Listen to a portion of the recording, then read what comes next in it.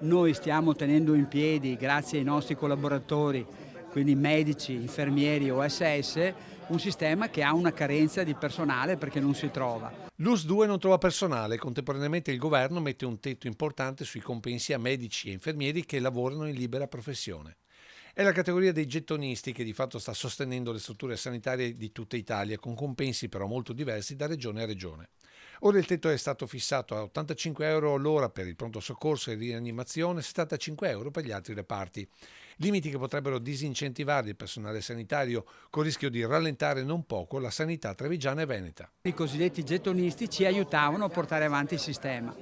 Per carità, speriamo che grazie all'ampliamento nelle scuole di specialità di trovare tutti gli specialisti entro il 2025. Dal canto suo la Regione sta cercando di fermare la fuga del personale sanitario e del pubblico intervenendo su due fronti: maggiori retribuzioni e miglioramento di qualità della vita. Abbiamo approvato in Consiglio regionale una legge che fa parte di un piano straordinario contro la carenza del personale sanitario. Due tipi di azioni concrete: un fondo straordinario di 150 milioni di euro nei prossimi 3 anni per incrementare la retribuzione economica dei medici e del personale sanitario. La seconda azione è stata individuare tutta una serie di iniziative assieme a personale specializzato per favorire il benessere organizzativo, i tempi di vita e di conciliazione del personale che opera, soprattutto nei ospedali meno attrattivi.